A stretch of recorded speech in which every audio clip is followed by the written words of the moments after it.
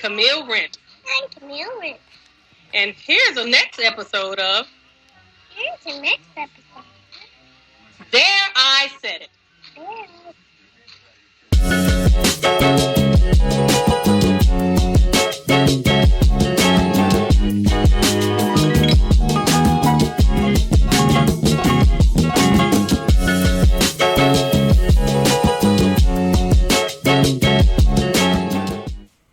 Hey y'all, and welcome back to this week's episode of There I Said It. I'd like to again bring your attention to this wonderful frock I'm wearing from one of our many t-shirt contributors, black-owned businesses, Mac Wilson. Mac Wilson has a website or a Facebook or Instagram page where you can get this and many other wonderful ones like this called, you can reach them on Facebook at Mac Wilson or Instagram at El Jefe to You. Moving on, I'll also be wearing a new Black Designers t-shirt every week, so get your t-shirts in. I'd love to see them. You can reach me on Facebook or Instagram as well, or via email at fowlapowaproductions@gmail.com. Again, that's Fowla, F-O-W-L-A, Power, P-O-W-A, @gmail.com. Today's topic is one that I thought was really funny. It's beware of the self-proclaimed empath. For they're just narcissists in disguise.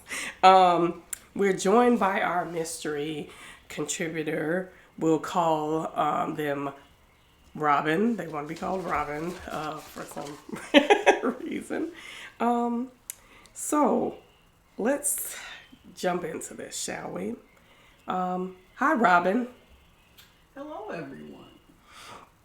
Okay, so let's talk about maybe some of the misconceptions of this word empath. Because, you know, people right now in the day and age of the internet, people have turned into these pseudo psychologists. Yeah, I don't care if they've taken one psych class or 100.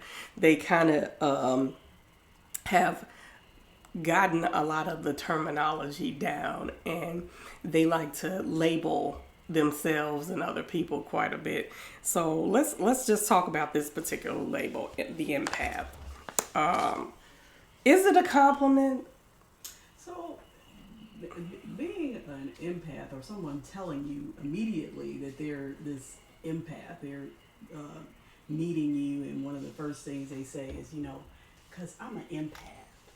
That means that you should be a little leery of these individuals.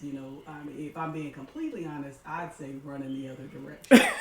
Now, but why though? The reason I say that is because there's a really big difference between being sort of self-aware and really just self-involved. And I think one of the differences is when you're self-aware, you're aware of your strengths and weaknesses. We all have different strengths and weaknesses, and it's important to actually know where areas where you're strong and areas where you're weak. However, it is probably not a great idea to make these announcements or proclamations, and you can. We're going to focus on empaths, but you can take that away and make that anything. It could be how smart you are, or funny, or whatever you feel is something we discussed before. Loving hard. Oh, or kind-hearted. Like, pick the word. But whatever it is, it just makes you kind of seem like Mother Teresa, and everyone else kind of seem like vultures or users. It just puts you almost in an angelic status that is really kind of hard to argue against. Okay. Also, so there's a difference between knowing, hey, I'm aware when somebody feels bad. I'm aware when somebody's happy. That's perfectly fine. Yeah, I Um, mean, I think it's important to be able to tell the difference. You can, like, I noticed my daughter, when she was really little, was able to and identify with and or be aware of other people's feelings, especially if they were feeling bad or feeling sad, and she was able to somehow attach herself to that feeling in a way that I thought was healthy, where she would be able to express sympathy or concern for that person. And that is perfectly normal. But when you start to identify with it in an unhealthy way, or to the point where you now have just have formed this unhealthy attachment to other people's problems, it there's a difference. Yeah, I mean, being aware of someone's feelings and understanding of someone's feelings does not necessarily give you a job to do. Right, you don't have to solve their problem. It's not your job necessarily to solve someone's problem. And this is certainly not to tell you don't ever try to help, but simply that someone having a problem isn't your cue.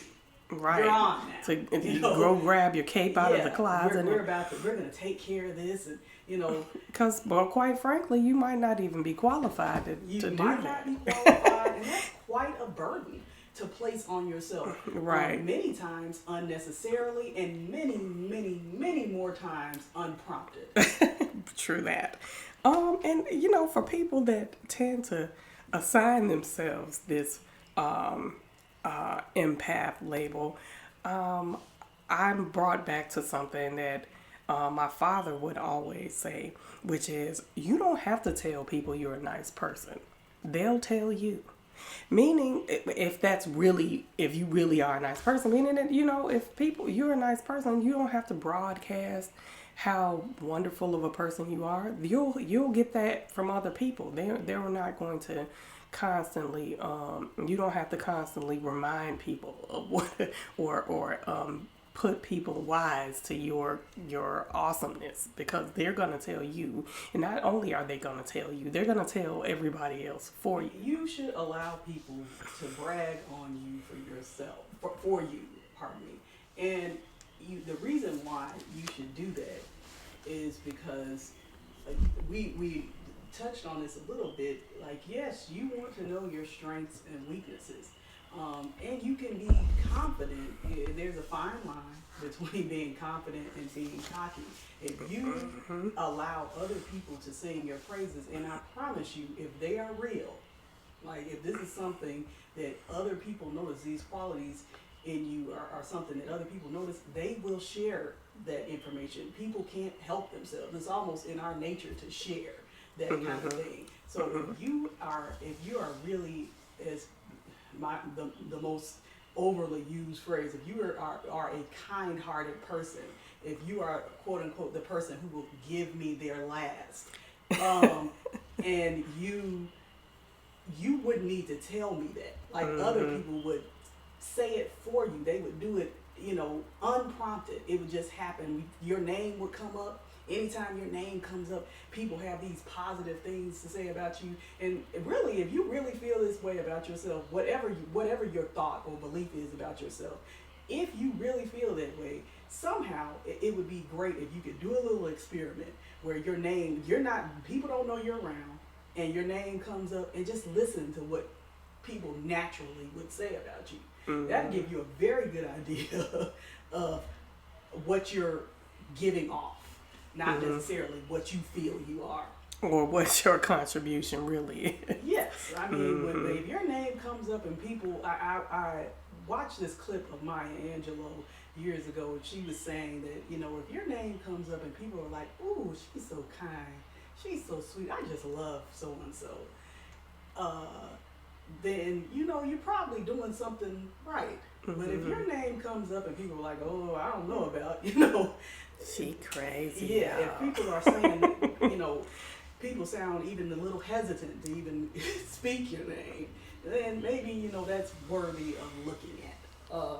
Okay. Well, yeah, and it could also be uh, an indicative of something that people see in you, and being an empath is I especially a self-proclaimed, like, because somebody if somebody else called you that, I think I may have mistakenly assigned myself that. It was a survey or something, I might have put it out or whatever to ask you if you're an empath, and I guess that was, I kind of like, hey, I guess maybe that's what I am, whatever. But there's something else that people don't really realize. There is a danger, a danger for people who, and dealing with people who decide that they're an empath, or that are gravitate towards that title. And not only, even if you think that or whatever, I guess, but if you want to share that constantly, like, I'm so good to people and people are always just, and you know what I'm saying? That kind of thing. Well, when Because it speaks to something. yeah, again, like we just very briefly to go back to people being willing to share things about you. The fact that you have to feel like you need to share that with people a lot is, it may be indicative of, who are you trying to convince here? Are you trying to convince me or you that you're really this way? And what does it really mean to you? Like, because you clearly think that being an empath is good. Okay, you've decided, you've attached something positive to this phrase. Okay. Yet you have the acknowledgement that it comes with certain pitfalls, because most people who tell you that will then go on. Now again, most times this is totally unprompted. You didn't ask this person anything about this, but they go on to tell you the things that they've done for people and how little recognition, how little they get returned, if anything at all. And for the people who really buy into this, they got nothing. In fact, they were only abused and hurt for all that they did for so many people. And yet, they labor on. You know, They do. they're willing to continue. You martyr, you. Yes, I am a martyr. It hurts. My God, it hurts. But I'm going to keep doing this. I'm going to shoulder this burden. I'm going to shoulder this burden that nobody asked me to shoulder. And even if they did, I'm perfectly capable of saying no and putting this down. But I've decided that I'm a martyr, I'm an empath, or whatever it is, and I'm going to continue to shoulder this burden. Now, the person that you're sharing this information with, whether they realize it or not, now has an obligation as well. You know, now you know what I've been through. Right. So if you hurt me, you're just like them. You're just like the rest. And I thought you were different. Which is why I told you what I've been through. I told you all the things that I have to do. That was a warning. It really was a warning. It really was. was. In my mind, as the person who's telling you these things, I'm sharing with you who I am and all the things that make me me, and part of. And if you want to reap the benefits of being me, don't be like them. Yes, I can possibly help you, but if you hurt me, you're going to go in the long line of people that have hurt. And it's usually pretty long. And it is long. Like, it's never short. When somebody says, I'm an empath, they have a list of people who have harmed them. They do. That they have done nothing but help or attempt to help. And most of the people that they've attempted to help are really ungrateful. And that's the worst part. Yeah. And it hurts. And it hurts. I am hurting. And I'm showing you my hurt. And for you to do anything that, in my mind, in any way, is showing me that you aren't sympathetic, that you don't care, that you are not willing to go out of your way for someone that would do so much for you, that has done so much for others, means that you are an awful awful human being, because other people probably just didn't know how much I did. You knew. You knew. I told you. You have a special obligation. Yes. And you don't realize that as a person, as the hearer, as the listener. You don't realize that now you have signed a contract. For emotional contract. You signed an emotional contract, and now I'm going to hold you accountable. For all of these things I outlined. Yes. And having this conversation and disclosing. And while you didn't do these things to me, somehow you are now responsible for all that stuff in the past and anything that you might do going forward or not do. Whatever the case may be, I kind of need you to get on board. I do. And I need you to do whatever it is that I feel like my action warrants. Okay.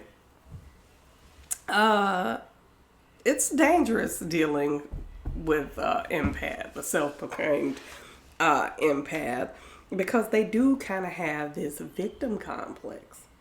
Like, some of them have this victim complex where, if they need to tell you all of this information about, and basically it's a guide to what not to do in dealing with me. And if you do, there's an underlying way that I'm going to make you pay emotionally, nothing more. If nothing more, you're going to pay emotionally, but you're definitely going to pay, and you should feel an obligation. And it is a very manipulative, dishonest thing to do, and because they I think know to some degree that even if they're not completely acknowledging it, because that wouldn't serve them, but if they're not completely acknowledging that this is what they're doing, because maybe some people really don't know that that's what it is. Because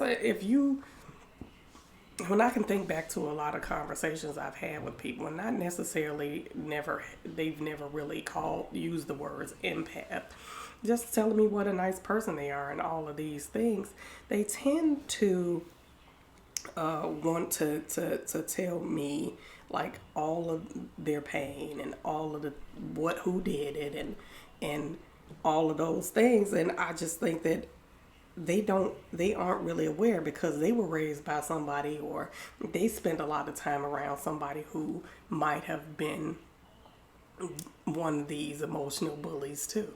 Yeah, I mean, you learn that behavior is kind of learned. You watch somebody, it's oftentimes you watch somebody who you love and admire, sacrifice in your mind a lot. And don't get me wrong, it's okay. Sacrificing is sometimes a part of life, or is a part of life. However, again, as with anything in the world, too much of anything is bad.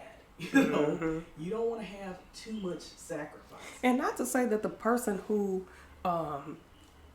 they learned that behavior from, or decided that they wanted to be like, necessarily was an empath or a nice, because it may not be. They just assumed, because these people got the reward of people calling them these great things, that they wanted to be that type of person too, but not taking into account that particular person was doing these things for real, out of love, not without really expecting these things in return. And that's key. Like with the self-proclaimed empath, you are dealing with somebody who does expect something in return. And that's probably the most dishonest part about this, is because a lot of times they will, whatever they're doing for you, pick whatever it is. Maybe they picked you up from work a few times or something like that. Whatever it is. And they did this, maybe 2 years ago. You gave them, gas money each time. They didn't tell you they wanted gas money, or at least you even offered. They said no. no. This is something I want to do for you. Now, skip ahead 2 years, and maybe they've been laid off from their job or lost their car or something, and they're expecting you now to, since you are working from home, to allow them to use their car, to use your car to Uber. Now, because I need It's a to really make some good money. thought. Yeah, let me use your car to Uber. And you picked me up or you dropped me off from work twice. I tried to pay you. I didn't agree to let you necessarily use my car because maybe for some reason I can't do that. But they feel like, hey, you know, when you needed me, I helped you. Mm-hmm. And we'll go on. If you say no, they will go on to tell this story To anybody who to will anyone listen. who will listen. Anybody Now, you know, who will listen. I didn't have to do that for her. I didn't have to. But I did that out of the kindness of my heart because, you know, that's the kind of person I am. I want to see everybody win. I want to see everybody be successful. So when she needed me, Especially me. when she was down and out like that, and wasn't nobody there, I'm talking about nobody, not her family. But you was waiting outside my job. I told you I had an Uber. You told me to cancel it.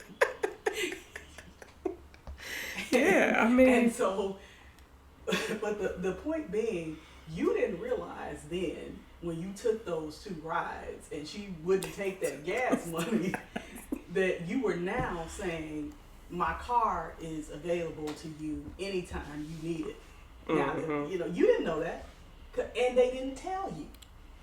You know, It was assumed. it was assumed That should I fall upon hard times. that you are going to be there with whatever I need. And Like, what's his name? What, Rumpelstiltskin? exactly like Rumpelstiltskin. Like, you know. So, and honestly, they definitely, I feel like they do find people in need. They are waiting outside your job, or who out here looks like they might need me. Because I'm going to take that and I'm going to put that in my pocket for later. Because you're going to cross me. Right. And at some point, you know, I'm going to impose upon you in a way that you may be uncomfortable with. And I'm going to have this favor that I did you. And I'm going to pull it out and say, remember when I did this for you? Did you think that was free? Oh.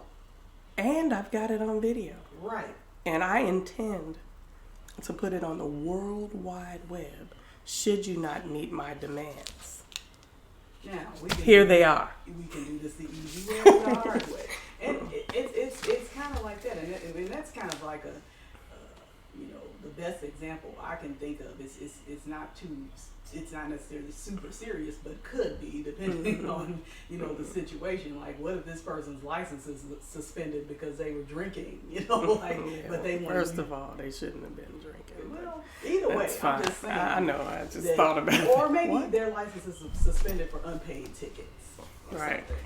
And either way, you know, I'm uncomfortable with this. You know, I don't want you to do this. This is not something I want to do. But you're sort of guilted into this oftentimes because they find people that they feel like they can guilt into things. Like, let me sort of emotionally bully you into doing something that I know you don't want to do. I actually have someone that I know like that. Well, yeah, I know her, but I won't really. Anyway, I'm not naming any names, but I was friends with somebody for a really long time, and that person had a way of trying to guilt me into doing things.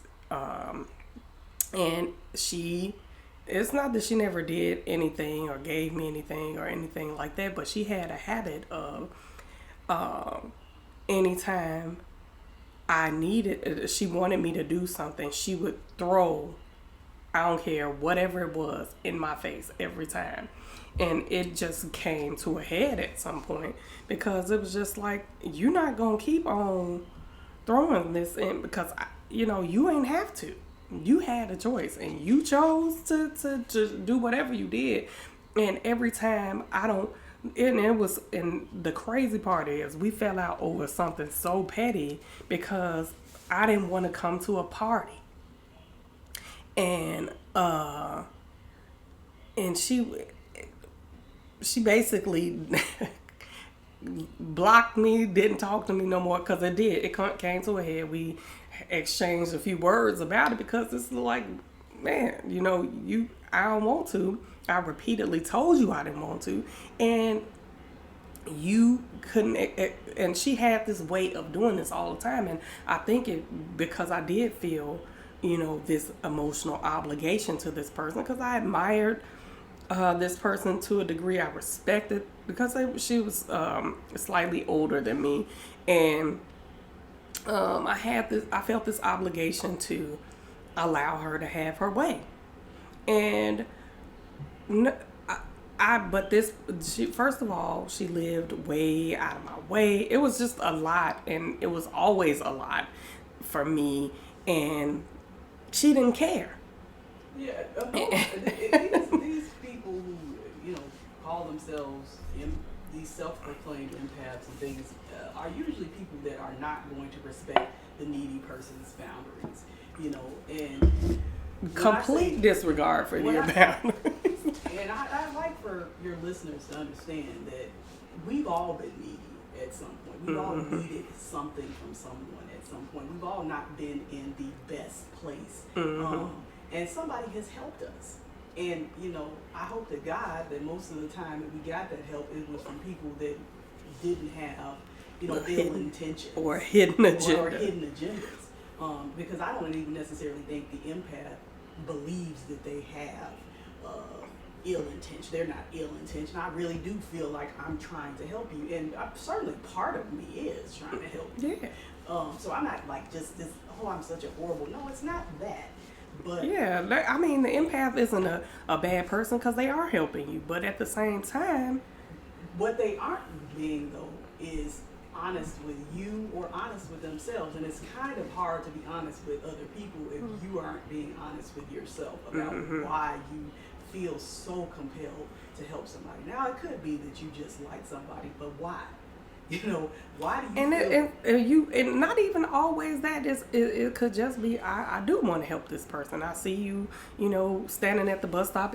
It's cold or it's raining, and I'm gonna give you a ride. I know you live on my way home or whatever, and that's cool. You know what I'm saying? But the part where this contract has been signed the second they lock their seatbelt in your car, and now you find yourself deep in this conversation with this person, explaining to them all the ways you've helped someone else or many other people, and how they've all basically wronged you in some way. Used and abused you. It's probably an indication that something a little deeper is happening with you.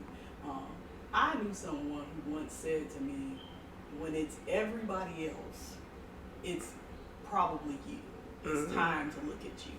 Now, like the people that's always cutting people off going on to deleting spree on social media. At the point that everybody around you has maybe you're the toxic energy that you keep on. You gotta delete yourself. Yeah, at some point it requires you to say, okay, what's going on?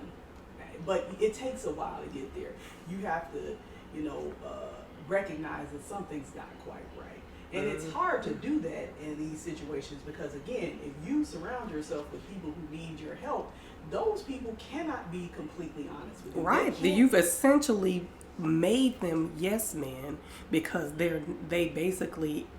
because they need your help, they can't, a lot of times they're not going to tell you no or you're wrong. They're not going to establish any sort of healthy boundary with you. They're going to allow you to treat them in ways that you probably shouldn't be allowed to treat them. In ways simply that they're uncomfortable being treated. In ways that you ain't going to let them treat you. You're not going to allow them to treat you that way. And you're not going to allow it because, quite frankly, you don't need them. They need you.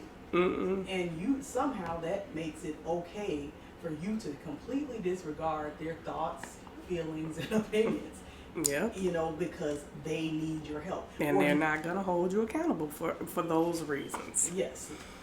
And because these people need you, it does kind of, you actually go out looking for this particular type of person. Somebody people like to use toxic a lot. You seek out these toxic relationships. You seek these people who have some emotional issues of their own. Right, and it's interesting because a lot of times these empaths have a balance in that, which seems funny for all that we said. But you have this needy person that definitely needs your help, and there's two types of needy people. You have a needy person that needs your help, and then you have this person that's needy but is trying to get over on you. And you've got that the needy person that needs your help for your ego. And then the needy person is trying to get over on you that you continually let get over. You know that they're doing it. Somebody somewhere in your life has told you, hey, what that person is doing to you, it's not okay. And you agreed and cried and all that, and maybe y'all prayed about it. I don't know what you did, but you all talked about it. You talked about how that person is really doing you wrong, and you need to. And it doesn't have to be a romantic relationship. This could be your family member. It could be whomever it is that is treating you in a way that is just, really not right. And you know it's not right. You feel it deep down in your core, but you will not establish any boundaries in this relationship. You won't cut this relationship off, because especially if this is not a family member or somebody that you have any financial ties or you won't any ties whatsoever to. You will not end that relationship because that relationship gives you the martyrdom you need. And this on the other hand, this needy relationship gives you the feeling of almost exaltation that you need. This person, I'm a hero. I am a hero. Without me, this person's life would not be even livable. They need me. They need me for this reason. They can't go on without me. And this person kind of needs me to fix them. This person that is being abusive to me needs me to show them through my endurance, through my loyalty, through all these things, the example of what they should be to me. And if I stick around, they will get this. Even though you kind of know they won't. Even though you know they won't. Like deep down, and probably not even that deep. You probably just know they won't. But this is now your pattern. This is now acceptable to you because you've dealt with it so long. And that right there is kind of the codependent portion thing. of it. Yes, that's it. It's the codependent piece where this person is going to continue to abuse you psychologically, perhaps even physically, or financially, or all of the above. Check. And you are going to stick around for this because you are an empath, and you know how much it would hurt so and so if you ended this. If you established a boundary or ended this relationship, and you said, "Hey, you know what? I know that we are supposed to be sharing this." I keep going back to a car just because it's the easiest thing. I know we're supposed to be sharing this car, but you've gotten like 5 tickets on it and you haven't paid any. So guess what? I paid the tickets because the car is in my name. But you won't be using the car until you pay me those tickets back. I've taken your key. And you're not using this car again. If I see you in it, I'm calling the cops. And that's just it. You're not going to do that. Why did it have to come down?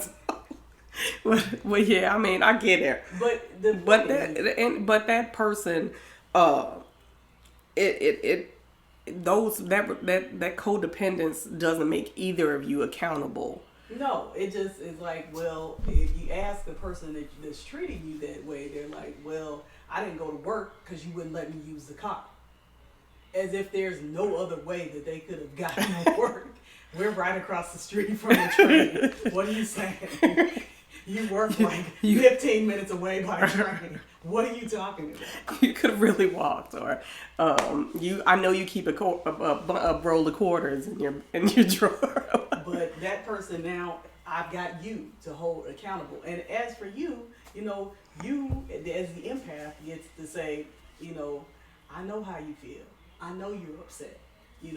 So I allowed you to use the car, even though I just paid off $1,500 in tickets that you had, because I know you. How was you gonna get to work?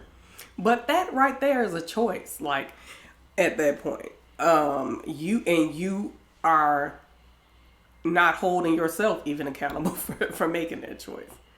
Yeah, I mean, because I know you go in the bathroom and cry about it, like, or whatever, after you done gave him the car anyway. Like, you know what I'm saying? Or like, gave her the car. Well, whoever got the car, but whoever the irresponsible, inconsiderate party is, that you just keep allowing to take advantage of you, and then totally abusing this other person on the other side. I mean, it's always that one guy that that you, because somebody got to get it. Yeah, when you are being taken advantage of, and I am a little bit hesitant to say that you're being taken advantage of, because after a while, like, it's kind of a choice. But when you keep choosing to be in this relationship with some individual and it's unhealthy, somewhere all of that anger, all of that frustration, all of that, sort of this really sort of negative energy has to go someplace. Somebody don't get it. And it usually goes to that person who's needy. And then because you're an empath, quote unquote, you feel bad about it too. So it's kind of like, okay, yes, did I slap you a couple of times? Yes, I did. But come here, give me a hug. Let me rub your cheek. Don't make me do that again. Why did you make me hurt you like that? Right. That becomes like, now you abusing this person, and it's a really messed up cycle where you hurt people. Yeah, and I know those sayings, a lot of this is really kind of super cliche, but it's true. It doesn't take away the validity of these things or and the cliches truth. are cliches for a reason. Like they are patterns that people have noticed in humanity, and they're like, hey, this rings true given this situation. And I think, unfortunately, yes, when you're hurting, and if somebody is, not treating you in a way that you want to be treated, of course you're hurting. And quite naturally, you're going to find somebody to spread that too. Like, spread it around, baby. I can't do this to this person. Because deep down, I know they don't really care about me, and that they're just using me for whatever it is that and once I establish that boundary, they're gonna leave. Right. But I don't want them to do that, because I have my own issues of neediness, and I need to keep this cycle going. We gotta keep this going, friends. And trust me, this is a cycle. You need, according to my father, to recognize your role in your own demise. You have to hold your. What did you do? What was your contribution to this ugliness, this foolishness, this pattern, whatever it is? It's important to pay attention to that. You need to be self-aware, and intentionally so. So and apparently it's really, and that's, I guess, for the not for the faint of heart, I should say. Well, it is a courageous act to look at yourself, and really, because none of us, me included, nobody wants to think about things that we may be doing that aren't the best for us, that aren't the best for the people around us. I mean, you have to get there to wanting to say, you know what, my actions or my inaction, whatever it is really having a negative impact on not only me, but others around me. And I can see that. And it takes a while to get there. While you're in this pattern of being an empath, you never really get there because there is always someone else to blame. Like it's Or always, validate. or either blame or validate. You have that needy person who cannot be honest with you, or I shouldn't say cannot, who probably will not be honest with you based upon their need, based upon the guilt and stuff that they've allowed you to create in them, like this sense of obligation that, man, this person helps me, or this person helps me all the time, so I can't be like, man, this is a mistake, or man, I don't like this, I don't want to take you here, I don't want to do this, you just can't say, I don't want to go to your party. Yeah. I myself have, I started a job a while back, and someone sought me out, like wanted to Always do. wanted to be my friend, and it was weird because it's not weird that they want to be my friend. It's weird that, like, okay, you read a work newsletter on me where I said I watched a particular show, and you decided that I was somebody you wanted to be friends with. Okay, cool.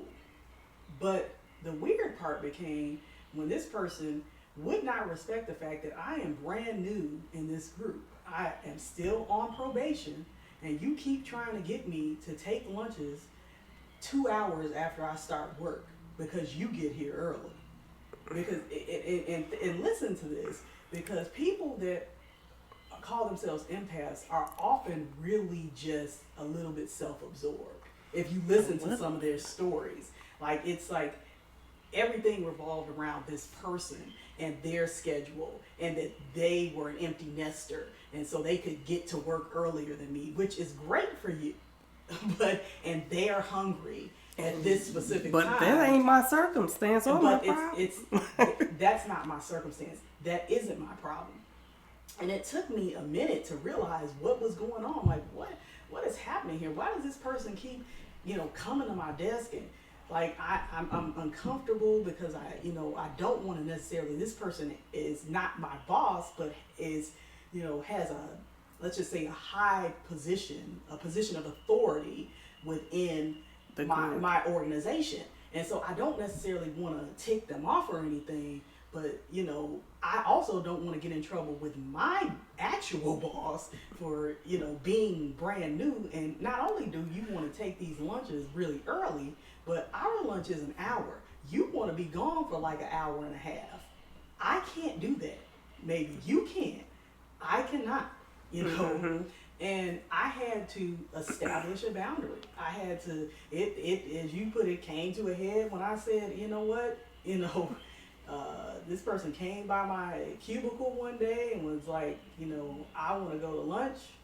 And I said yes, but I thought about it. I'm like, I can't allow this person to keep doing this. I have to establish some kind of boundary. And so I went to this person's office and I said, hey, I don't think I'm going to be able to do lunch today. This person started to laugh like a crazy person. Like, I was frightened. And so on instinct, I said, what's wrong? And then this person said, oh my God, I just wouldn't let these people do that to me. I just wouldn't let them decide when I could and couldn't go to lunch. Because if I'm hungry, I'm just going to go eat. Well, you do that. And I said, I understand that, but I have to follow some type of rule. And one, I'm not really hungry right now. Like, and I knew that day that we were never going to lunch again. I knew that we were never hanging out again. And I don't encourage ghosting people, but I definitely ghosted her. And I then gave up the gender. But either way, I'm sure nobody's gonna. I definitely ghosted this person, and I sort of made up. She continued to do really crazy things. Passive aggressive things that validated the growing alarm in my head that kept going, this motherfucker's crazy. Kept going in my head like, no, this ain't regular. It's not right. Something that kept happening, and it kept being increasingly louder. And then when that happened, I was like, "Oh no, you are not. We aren't doing this."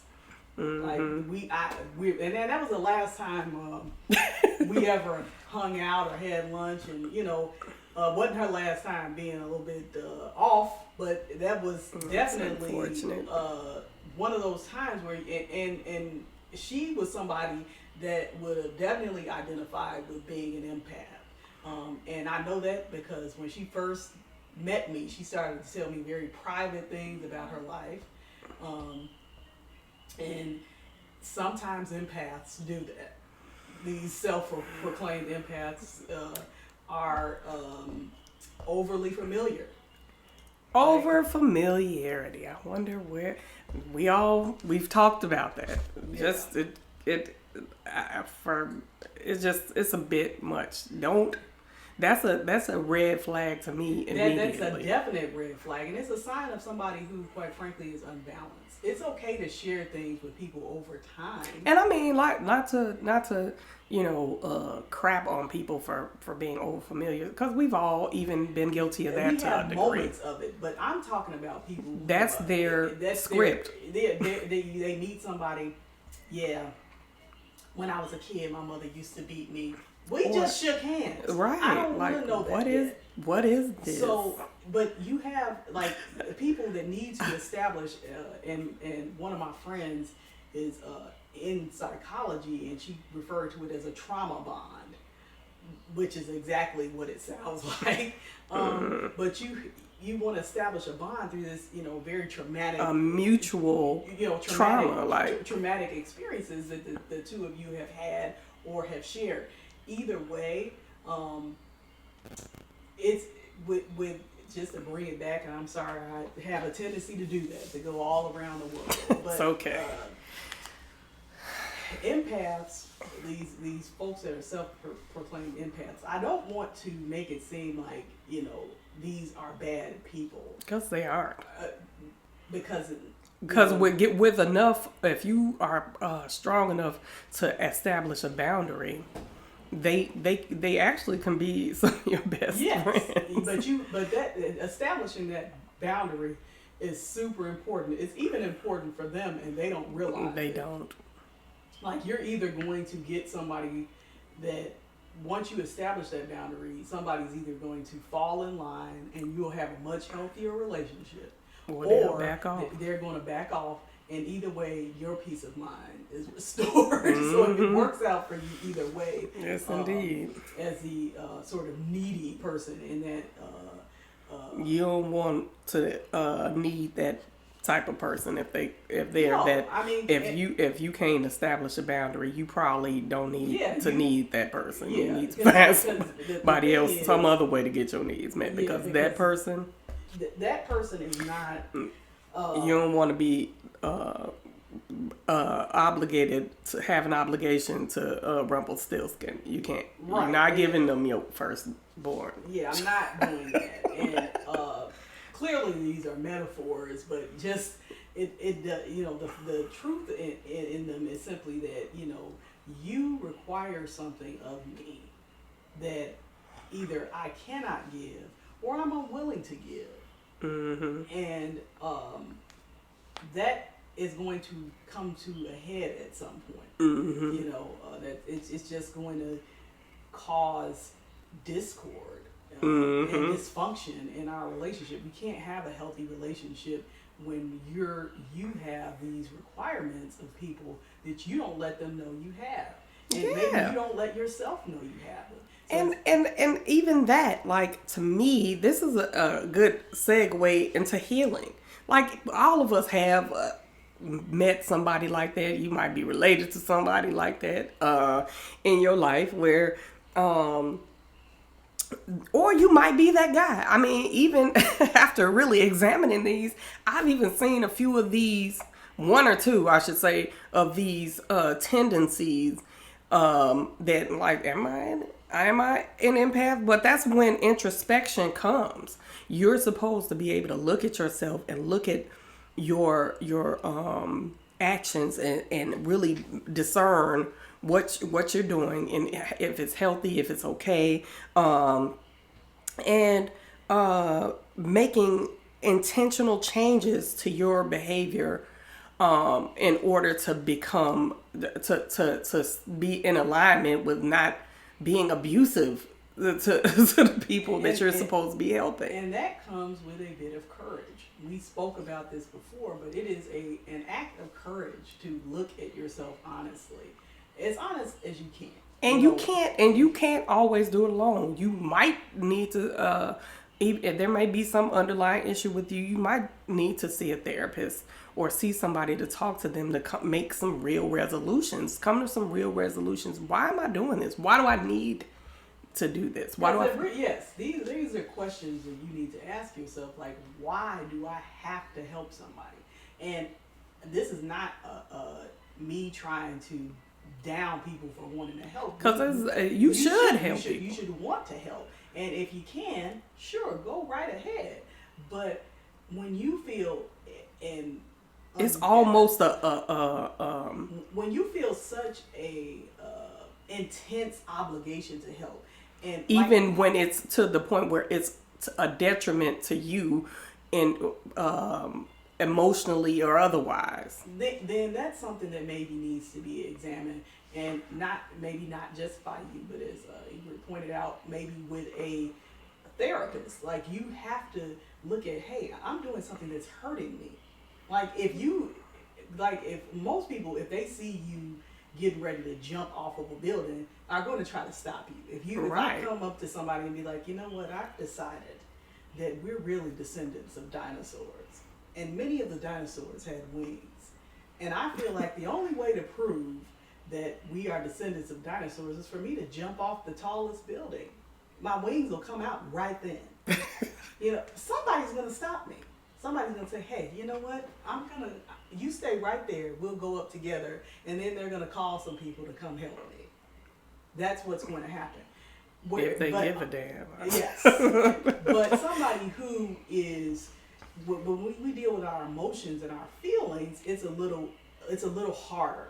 Because people are like, hey, you're just helping someone. Mm-hmm. But, my cousin Ray is in jail, and I've decided that I'm going to, what is it that people do with their houses? Take out a loan.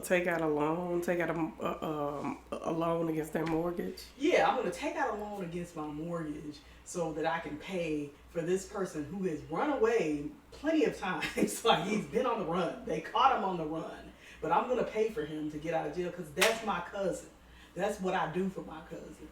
No, it isn't. Like, you're not going to have a home. I'll say. And so you want to make, that's an unhealthy sort of almost compulsion. Yes, there's a difference between a need and a compulsion to help others, a willingness and a compulsion to help others, and that's when you do need to look into yourself, and I know that that's easier said than done, and it's recognizing that it's okay to say no without basically beating yourself up, abusing yourself because you feel bad because you had to tell somebody no, because it wouldn't be in your best interest, or maybe even theirs to do. This is that you remember that you're a person, you're a human being, and it's okay. And it definitely is something that comes with it comes with practice, and it's important that you don't. You have to practice this so that you don't fall back into those behaviors. And I mean, it isn't unheard of to do, but that's when you kind of, as they say, jump back in the saddle and realize, okay, I'm doing it again. Let me back off. It's okay, So I just, because I got to wrap this up. It was awesome having you on the show, Miss Robin. And Also, thank you so much for coming today. It was a pleasure talking to you about this. We usually have really good conversations when we have them. A special thank you to Mac Wilson of El Jefe to you. This is a wonderful t-shirt design. You can check it out again. Embrace her. Reach out to him on his Instagram or Facebook. He's Mac Wilson on Facebook and El Jefe to you. That's ELJEFE, the number 2, and then the letter U on Instagram. Please join me next time on There I Said It. It's gonna be a really interesting show. Thanks. See you next time.